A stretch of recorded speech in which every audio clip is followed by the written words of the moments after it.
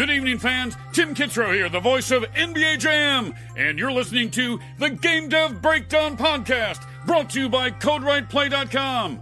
Whoa, boom shakalaka! My mom gave birth in 1985. I was bluer than a Pac-Man ghost, barely alive. In the Cold War, my only blanket was Tetris. I played Rampart with Reagan, rampaged the world for breakfast. The laundromat was my sanctuary, that arcade was my church. I thought I was... Hey everybody, Todd Mitchell here. Welcome back to Game Dev Breakdown. Rumors of my death have been greatly exaggerated because here I am, living and walking among you.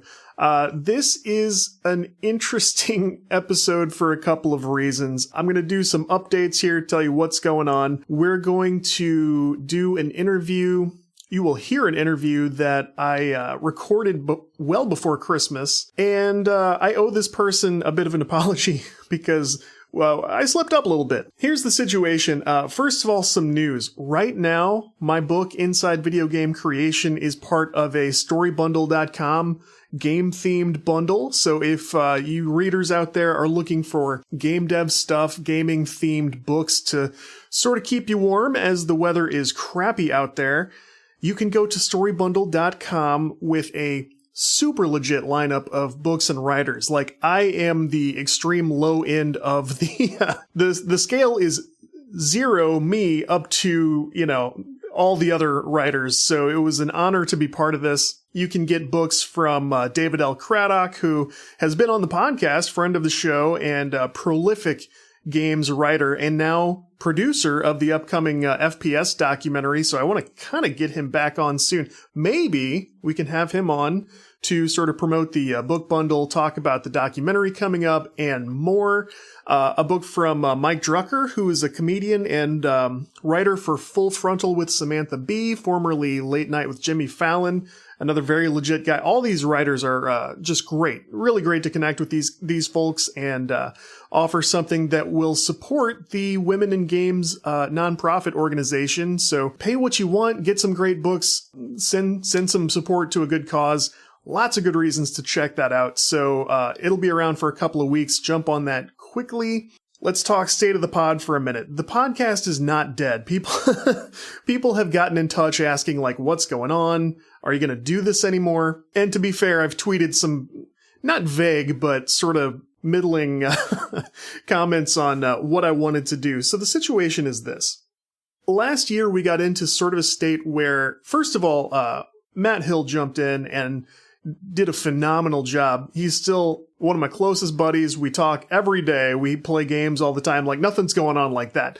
He was awesome to jump in and help me do kind of what we did toward the end of the year, which was we wanted to like line up sponsors, keep the sponsorships going, keep the shows coming weekly. A couple of problems sort of popped up when that started. For one thing, sponsorships are hard to line up consistently, so it's hard to make sure you have sponsors ready to go for every week, for every episode. Sometimes it is possible, and when you do, other problems pop up, like I got to a point where I didn't really feel like I could turn down any guest. And a lot of the PR folks I work with are great. They send over great people promoting cool projects. We have a lot of fun doing it. There's also a situation where, as the podcast sort of gained momentum, it became known for things that, like, I didn't really intend it for. Like, people came on to try to, like, raise their profile among other developers. I don't know why you would want to do that, but people wanted to come on and be like, I want to talk to the other developers about how cool I am. Like, that's not really what I want to do here. It's not what I'm trying to do for myself, and I'm certainly not trying to do it for you either. So, like, the thing where people would want to come... And I turned down most of this. I don't want this to reflect poorly on any guests we've had. That's not how I feel. But I turned down a lot of shows where it was like, I was turning down executives who basically wanted to pitch investors, people who wanted to pitch products. I constantly tell people no, they can't come on and talk about NFTs, blockchain, what they're going to do in the metaverse. That stuff's fine I don't agree with that. I don't agree with that statement. I don't think some of the NFT stuff is bullshit. I'm sorry. I'm always going to think that. That's never going to change. Blockchain stuff is useless in games. I'm done talking about that shit. I'm going to think what I think. I'll die on that hill. And I get to do that. This is mine. What I built here is mine. I'm willing to talk to people close to me about it. I'm willing to discuss it with the people I respect. I'm not obligated to host a debate. I'm not obligated to bring you on to change my mind. I don't feel like it. I don't care what's fair in that situation. I get to just do what I want with this. So I'm turning down blockchain stuff all the time because it's not useful except for raising funds. And I don't want to let people come on and use this show as a platform to pitch investors. Never going to happen. I don't really want to talk to executives who just left EA after 20 years and they're launching their own studio and that studio needs funding. I'm tired of that story. I'm sorry. That's not what this is for. This is for the people doing the creative work. This is for the people in the trenches. Indies, pros, happy to talk to you guys, to support you guys, but that's what I'm going to do. So the whole point is, I want this to be a selective experience again. I want to do this when I'm excited about it, with people I'm excited about, and not sit here and try to pretend that I'm excited about something else. I feel like that becomes super insincere. It's not interesting. We don't have fun. It's not good for me or the person or for the listener. So let me make sure I don't do any of those groups a disservice by putting out stuff I'm not happy with and stuff I'm not proud of.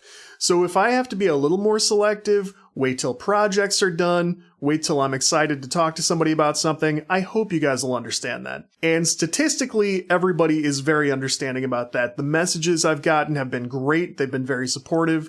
You guys understand it, and I so appreciate that because it's gonna be, I promise, it's much better for everybody if we can just do stuff we're excited about. I'm doing a number of other things. I'm programming a game entirely in C right now for a game jam that's going until Saturday, I think.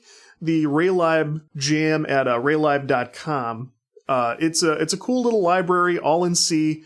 And I'm challenging myself because C programming is hard. It's confusing. It takes a lot to learn and involves a lot of problems that have kind of been obscured a little bit or solved in other situations, but trying to bring my A game and write some good C code. So that's something I'm doing. I've started doing kind of hangout streams in the kitchen while I make family dinners. My wife works overnight. It's a big help if I can make dinner for everybody. And I'm starting to order meal kits. Well, my wife is ordering the meal kits, and I'm cooking meals. I'm cooking meals, and I'm Twitch streaming from the kitchen.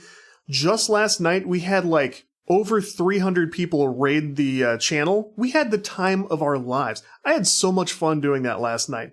I'm out here just doing stuff I'm excited about that's fun for me, and so I hope everybody kind of understands that. If you want to check out what I'm doing on Twitch, it's twitch.tv/Mechatodzilla, 1D, 2 Ls, just like my Twitter account.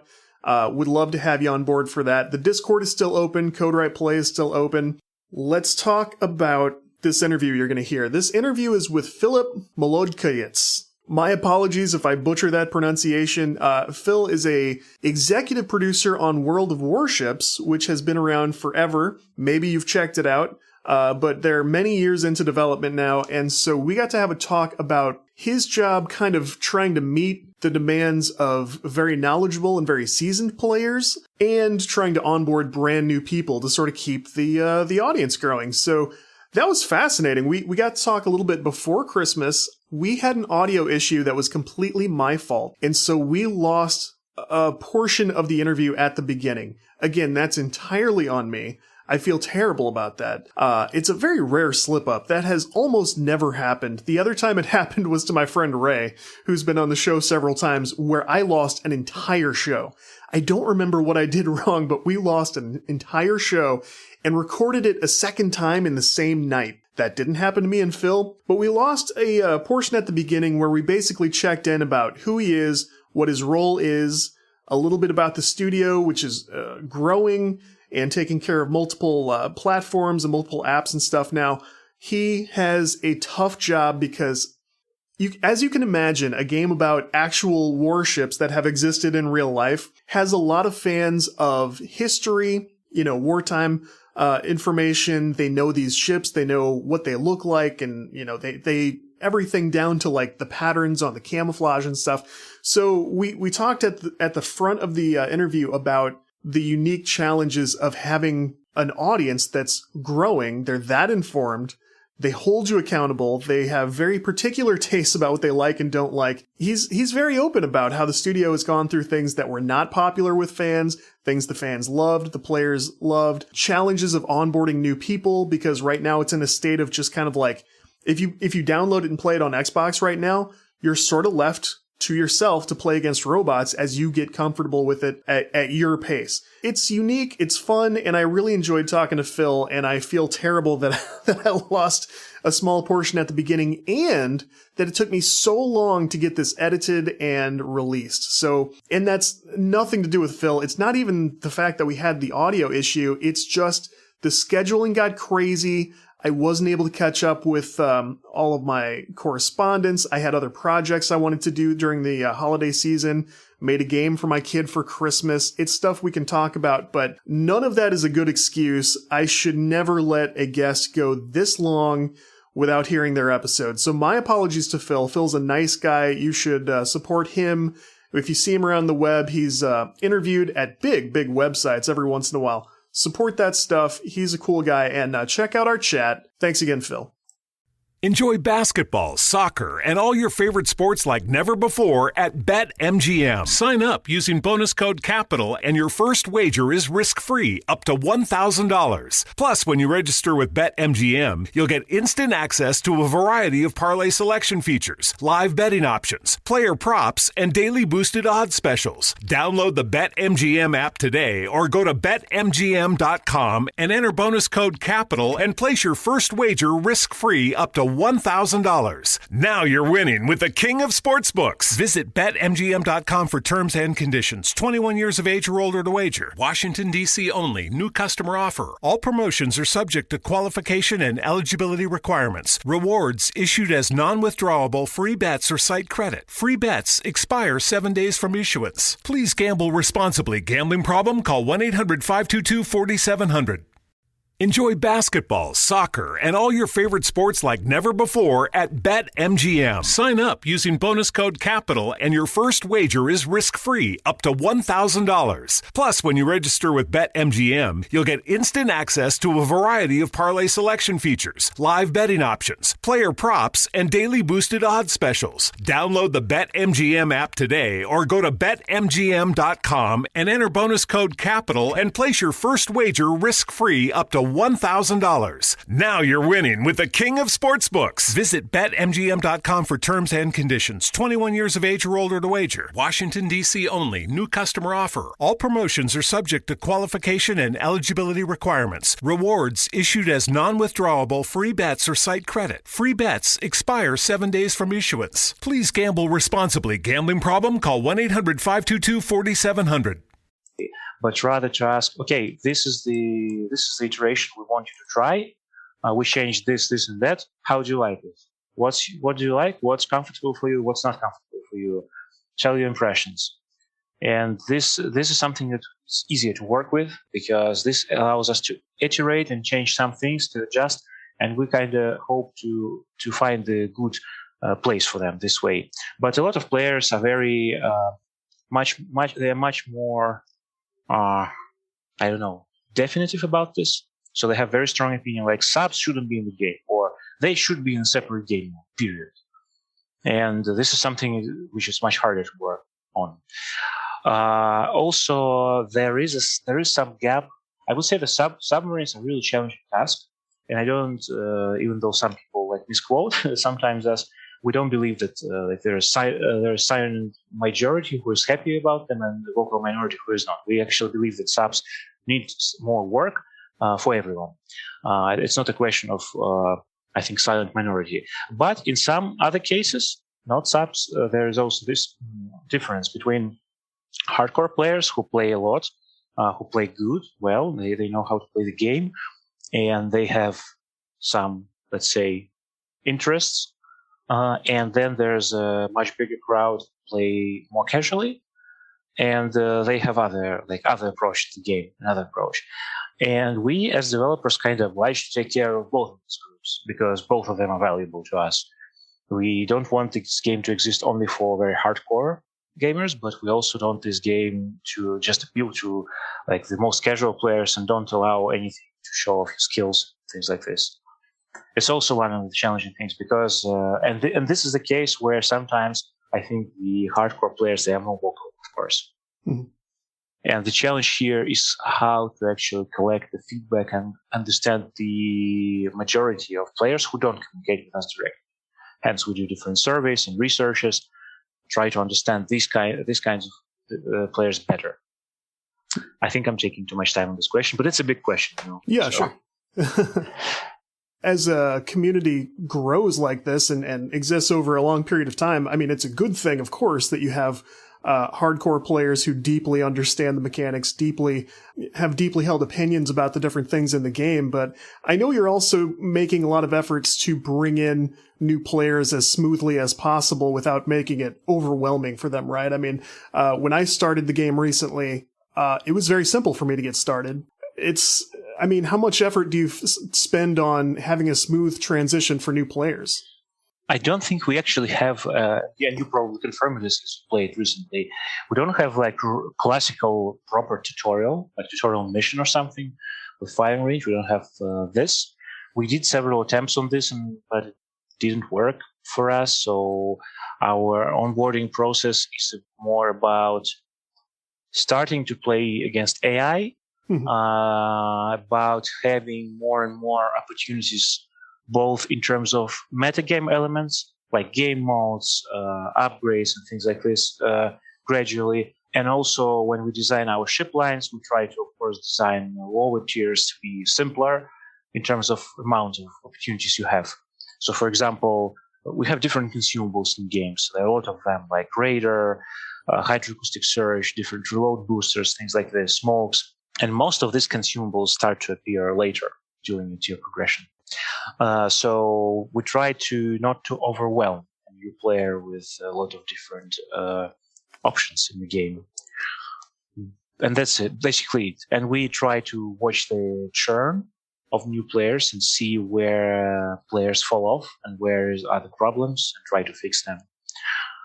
That's the way, like a general way we handle onboarding for new players. A lot of people say that, especially experienced players, they say that our game doesn't have good onboarding process, and they also often blame basically us for the fact that a lot of players just play for fun. They don't care about winning even. And of course, in a team-based game, when you're trying to win hard and some of the team kind of lets you down, of course, it can lead to some frustrations. I think that it's kind of shared responsibility in terms of we should provide some tips, we should provide some smoother onboarding process. But also, it's a choice. In the end, it's just a choice of each player, whether he or she wants to learn hard, really master the game, or they just want to play the game, have fun on weekend. I think both ways to play the game, to be honest, are valid. You don't have to be hardcore ship fan to play our game. I felt like it was a steep curve, but there was a learning curve, and it was just the right amount of kind of challenge for me. Actually, as far as I remember, we still have like protective matchmaker for new players. So even if you go to PvP for the first time, for some first amount of battles, you matchmaking matches you just with the new players, new as you are, with a similar game experience. It's like some short period of protection, and then you are thrown into the ocean of our regular audience with generally much more experience. But at first, you kind of have the small step to help you. I could tell the difference, but it still felt fair. Like I felt like, okay, I've had plenty of rounds now at this point where I got to start easy before they threw me to the wolves, and perfectly fine. I had a fun time with it, but I'm kind of wondering, those experienced players, are these players, do you find, who are just fans of online multiplayer games? Are they history buffs, people who just like, naval combat, that kind of stuff? I mean, where do these players come from? You mean really hardcore ones? I think it's different because I met people who are not specifically knowledgeable about ship history. I'm not either. I don't consider myself an expert, but of course I just learned a lot of things while being here naturally.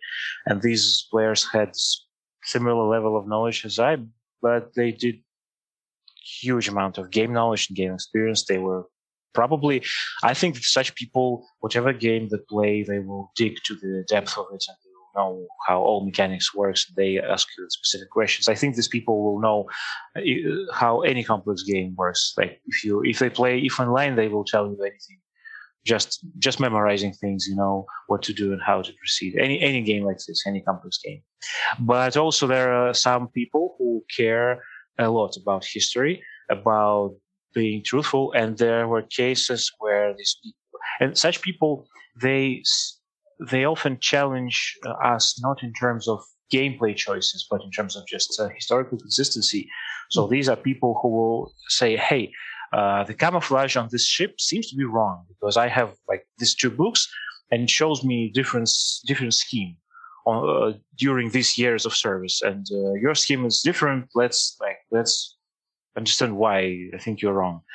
And sometimes these players turn out to be right for some reason, because in a lot of cases there can be several sources with different level of reliability, or just when there is no solid evidence, there may be some really vague places.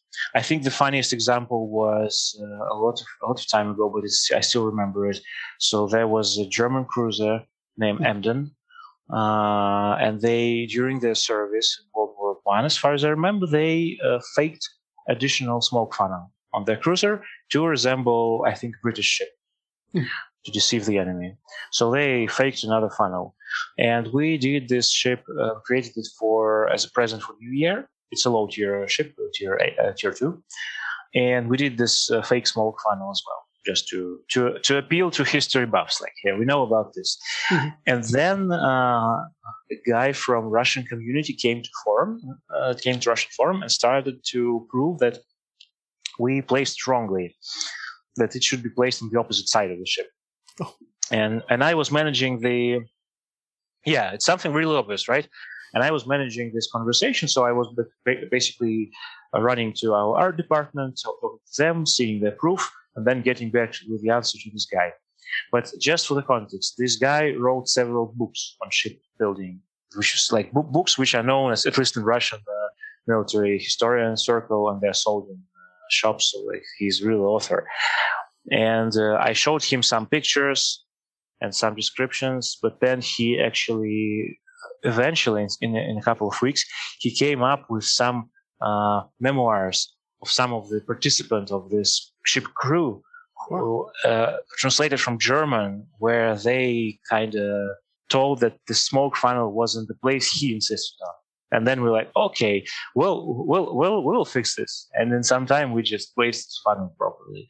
So there are cases when these people actually know better, because they are really fans of this, and they, as our shipbuilders, of course, I call them shipbuilders, they are as well. Many of them have a lot of scale models.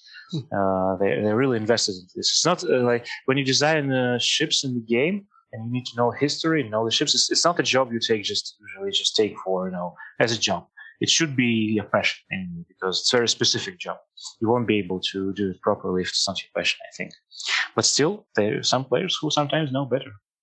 Enjoy basketball, soccer, and all your favorite sports like never before at BetMGM. Sign up using bonus code CAPITAL, and your first wager is risk-free up to $1,000. Plus, when you register with BetMGM, you'll get instant access to a variety of parlay selection features, live betting options, player props, and daily boosted odds specials. Download the BetMGM app today or go to BetMGM.com and enter bonus code CAPITAL and place your first wager risk-free up to $1,000. Now you're winning with the king of sportsbooks. Visit BetMGM.com for terms and conditions. 21 years of age or older to wager. Washington, D.C. only. New customer offer. All promotions are subject to qualification and eligibility requirements. Rewards issued as non-withdrawable free bets or site credit. Free bets expire 7 days from issuance. Please gamble responsibly. Gambling problem? Call 1-800-522-4700. Enjoy basketball, soccer, and all your favorite sports like never before at BetMGM. Sign up using bonus code CAPITAL and your first wager is risk-free up to $1,000. Plus, when you register with BetMGM, you'll get instant access to a variety of parlay selection features, live betting options, player props, and daily boosted odds specials. Download the BetMGM app today or go to BetMGM.com and enter bonus code CAPITAL and place your first wager risk-free up to $1,000. Now you're winning with the king of sportsbooks. Visit BetMGM.com for terms and conditions. 21 years of age or older to wager. Washington, D.C. only. New customer offer. All promotions are subject to qualification and eligibility requirements. Rewards issued as non-withdrawable free bets or site credit. Free bets expire 7 days from issuance. Please gamble responsibly. Gambling problem? Call 1-800-522-4700. It's an interesting point because you have to have people who are able to be passionate about that level of history and research, because you'll have players who are that invested just strictly as a passion. And it sounds like in some cases a profession as well, but they're very passionate about it. So you have to be able to match that. And what a cool experience to have somebody that invested in it and that knowledgeable willing to come in and say, like, I like this enough that I want to help you get this right. Like, that's pretty cool, you know? Yeah. And I mean, is your team able to largely be in the good graces of the community? Because I mean, that seems like a lot of effort you're going to try to deliver messages from both sides, both from the players to the developers and the other way around. I mean, has that kept you in their good graces mostly? I think it's very different, because in terms of like historical consistency or visuals or sound, it's much easier. But we're talking about multiplayer game, online game, and there's things like gameplay balance and general ship balance. And these are the topics where, I don't know, I'm not sure if it's actually possible to, in any game, to achieve the state where everybody will be happy about your balance in PvP. Like, people care about, people play differently, they have different preferences. So, I mean, it would be sugarcoating if I told you that we always in good graces. But on the other hand, we try hard. We go extra mile to explain our decisions. We try to listen. We try to fix our mistakes when they happen and acknowledge them. The fact that like a lot of players are with us since beta tests, like a very significant, very influential chunk of our players are our game veterans who are with us for years. I think it says that we managed to do it somehow. Yeah, and you're right. That's kind of an unfair question, because, I mean, nobody is always popular with their entire community, but it says a lot that your players have stuck with you for so long. So I think that's also a very good sign. And you guys spend a lot of effort on ongoing events and little content updates, right? Yeah, I don't know if they're little or not, because we update our game when in normal times. If we exclude some situations where we need some hot fix, we update our game monthly. We publish a monthly update, regular. It will typically deliver some new ships, some new events, and some balancing changes and other changes. So the game like steps forward each month. And this is a frequency actually came to after many experiments, because initially we updated the game, I think somewhere in like 2 months or 2.5, and it was too slow because of course, internally we work on several updates simultaneously, and each update takes a lot of time because you need to spend some time designing, implementing, and integrating different development branches into one, going through QA, going to super test and public test, and then you deploy it. So typically we work on several updates at the same time. So right now we have one update released, one update is on public test server, one update is being prepared for super test, and one update is being like designed. So it's simultaneous. And when you have this 2.5 months schedule, basically if you need something considerable to be done, I'm not saying just to tune some parameter, because if we want to tune some, reload time on some ship, we can do it almost on the fly. But if we're talking about development, some features which require some checks, UI and programming, then it's very long period of time. We're very slow to react on anything. Then we switched to updating each 3 weeks. And after doing this for a while, we realized that our quality actually suffers a lot. It's too tight. It's really hard for team, and the quality was degrading. And then we basically switched to 4-week cycle, and this extra week was used mostly for quality assurance specifically. And this is something optimal that works for us currently, so we update on monthly basis.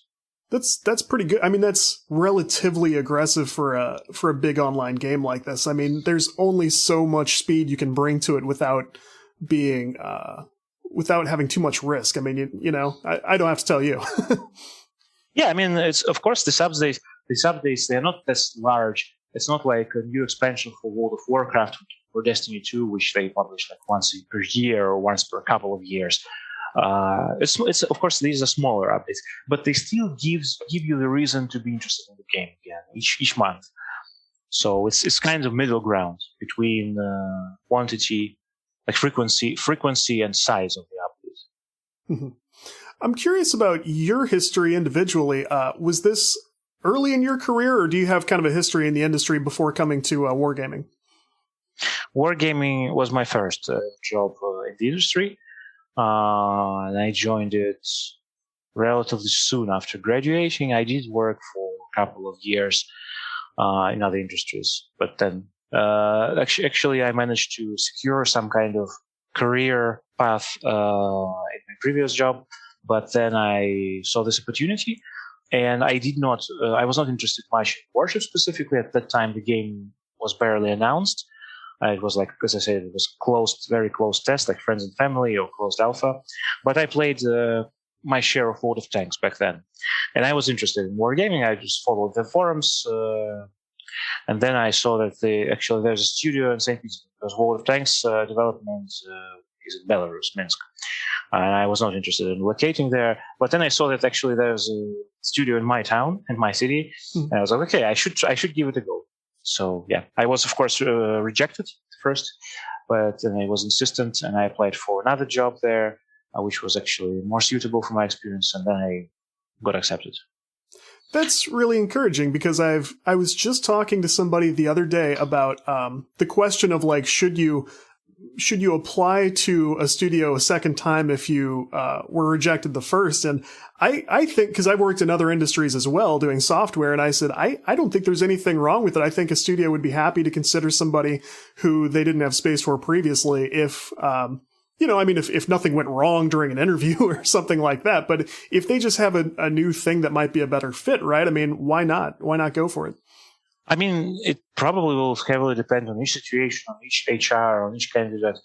But yeah, I did not just apply to second position. I applied to second position, was rejected. Like I passed several interviews, but then they told me, okay, you're good in this, and this, but we are looking for a candidate with more experience, relevant experience. And then, even though I was pretty nervous about it, because I really hoped to get to this industry. At this point, I actually wanted this.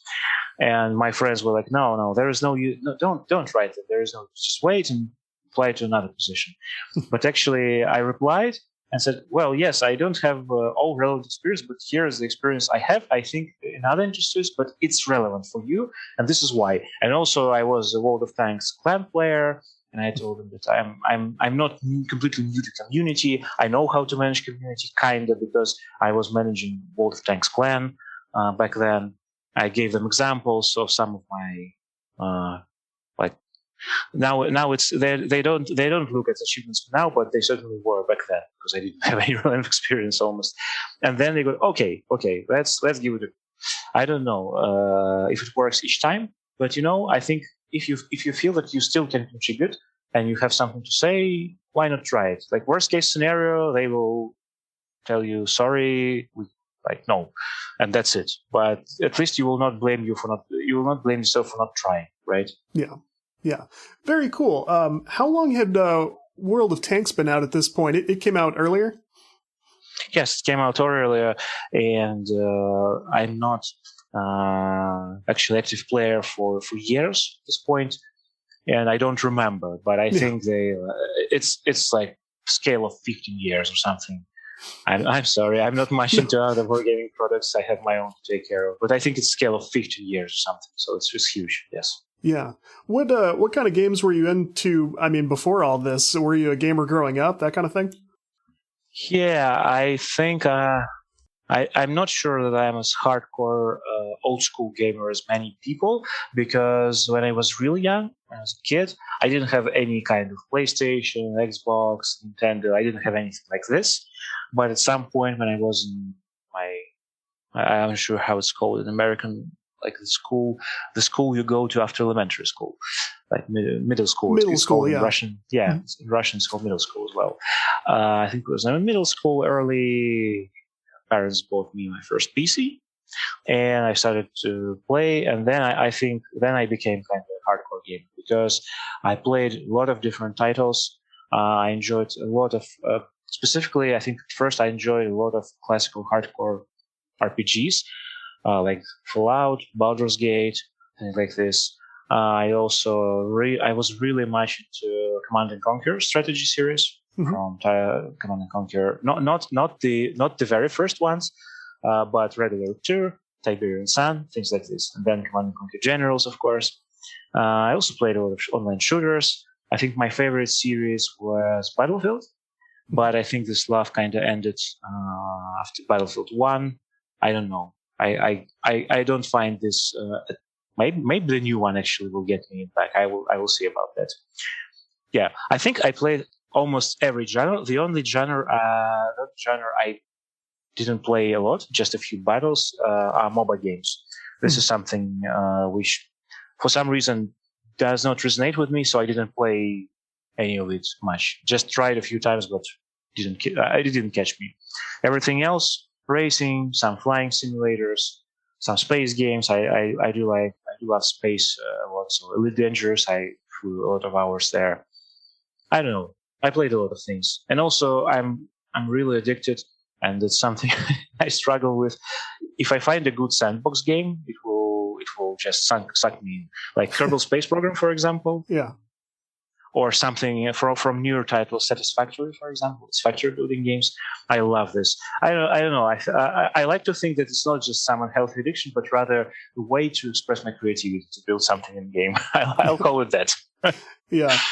Enjoy basketball, soccer, and all your favorite sports like never before at BetMGM. Sign up using bonus code CAPITAL, and your first wager is risk-free up to $1,000. Plus, when you register with BetMGM, you'll get instant access to a variety of parlay selection features, live betting options, player props, and daily boosted odds specials. Download the BetMGM app today or go to BetMGM.com and enter bonus code CAPITAL and place your first wager risk-free up to $1,000. Now you're winning with the king of sportsbooks. Visit BetMGM.com for terms and conditions. 21 years of age or older to wager. Washington, D.C. only. New customer offer. All promotions are subject to qualification and eligibility requirements. Rewards issued as non-withdrawable free bets or site credit. Free bets expire 7 days from issuance. Please gamble responsibly. Gambling problem? Call 1-800-522-4700.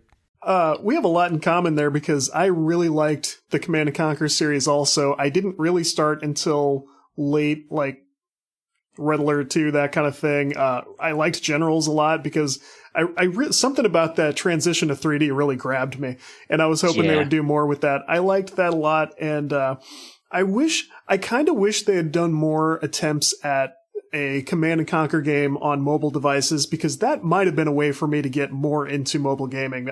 I'm not sure if they could have done it very well, you know? I just hope they will they will produce a remake of Command & Conquer Generals at some point. And the only thing I need from this remake is just for it to support my screen resolution. Yeah. Because the game is perfect as is, I don't need anything else. Just give me a proper screen resolution, I will play it. Same goes for actually Dawn of War or Hammer. I love this one too. Yeah. Yeah, those are very cool games. Speaking of sort of the rest of the industry, Wargaming is pretty popular with their demos. I've read a lot of articles about journalists who say, "Oh, they invited me out here to check out these new features, this and that." You guys are very popular with the industry when it comes to showing off the game. I mean, has that been a big emphasis for you? Usually, I don't have any time to drive this direction. So I mostly our PR guys mostly use me just when they need a matter expert to talk to someone, and I don't know if what kind of if it's really different from the industry, higher than the average level, lower. I don't know honestly, but I can honestly say that I do miss our offline press events before COVID. I really miss this because I don't know. It's cool. It's cool to talk to press.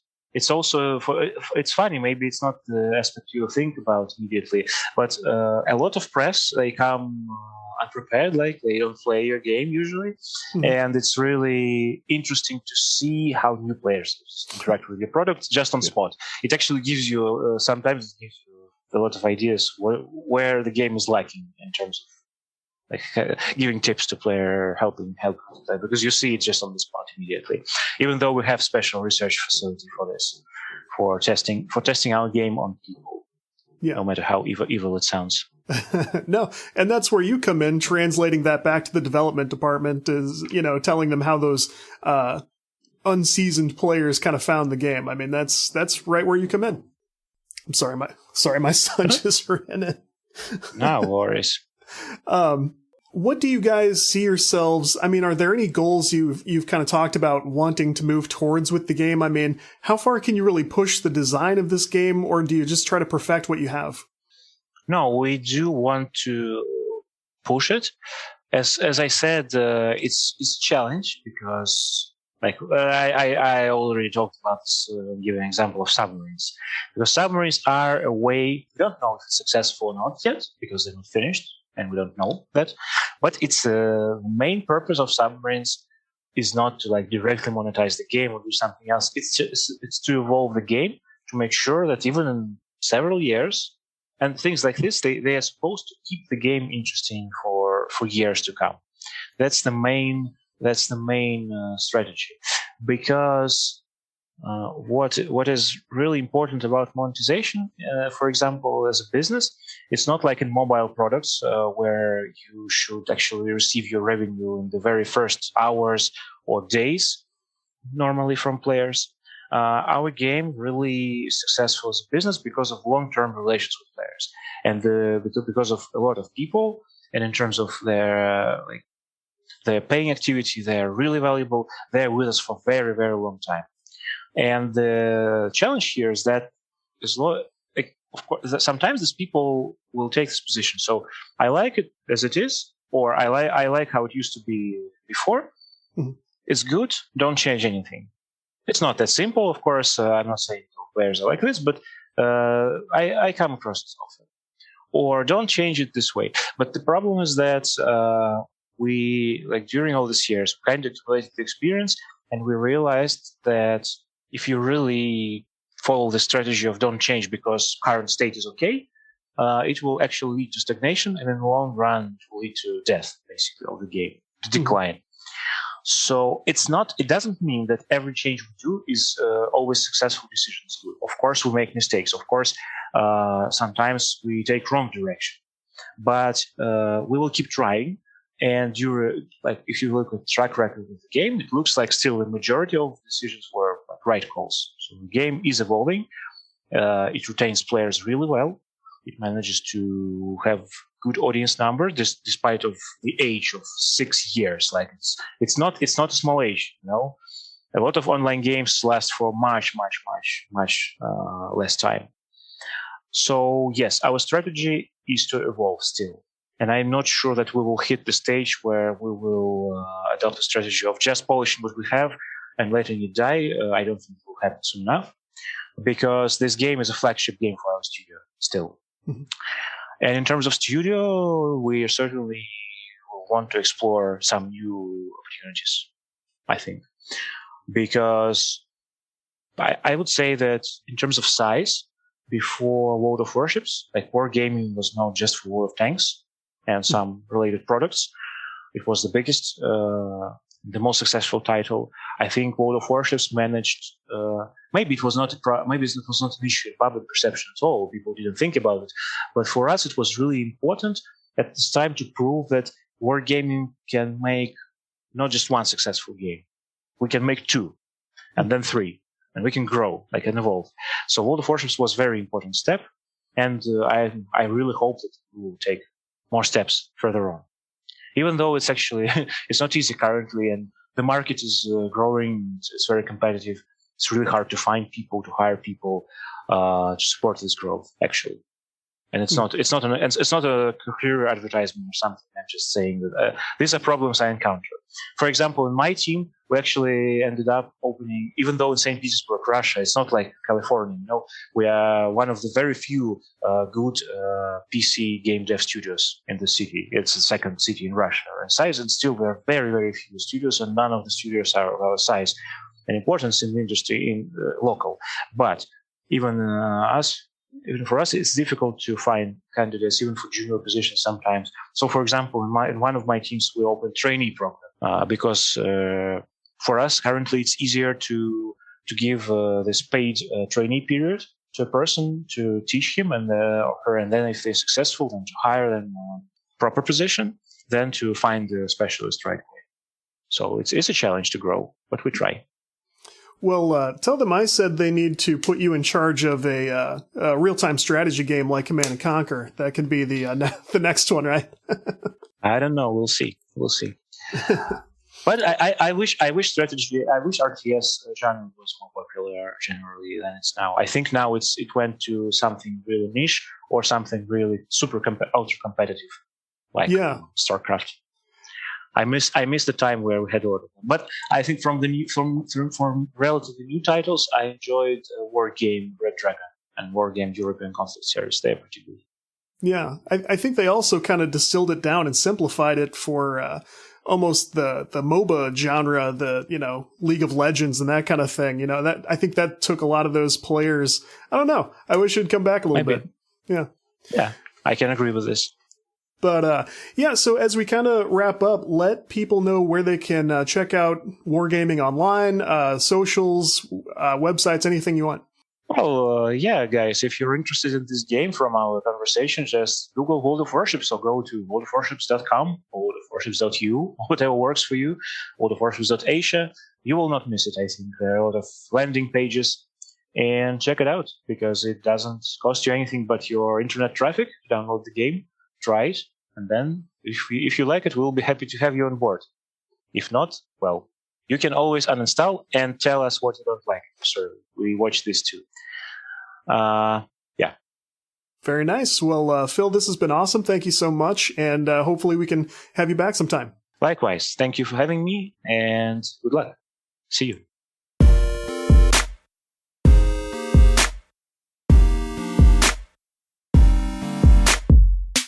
All right, thank you, and sorry again one more time to Phil Molodkovets. This was a fun chat. I enjoyed talking to him. It was a nice time during the holiday season, and check out World of Warships. They're doing really interesting things. Graphically, it's very impressive now. I had a lot of fun checking it out, so take a look at that. Storybundle.com, again, if you want to check out the snowed-in books bundle that includes my book, Inside Video Game Creation. You can support some indie authors. You can support a great nonprofit that's working toward representation in games, which is great. CodeWritePlay.com for show notes and more. And if you want to hang out on our little Twitch Kitchen Hangout streams almost nightly, you can look at twitch.tv/Mechatodzilla. I'm on Twitter at Mechatodzilla also, and thank you all, those of you who stay on this ride with me, who keep checking out new episodes, who overlook the many things I get wrong. We're at a point where it's hard for indie podcasters. That's a weird thing because we all used to be indie podcasters. It's getting tough out here. So the fact that you guys have kept the momentum behind this that allows me to do anything at this point, thank you so much. Keep this in your podcatcher, and there will be more as soon as we're ready to put some out. Thank you. Get in touch. Have a good one.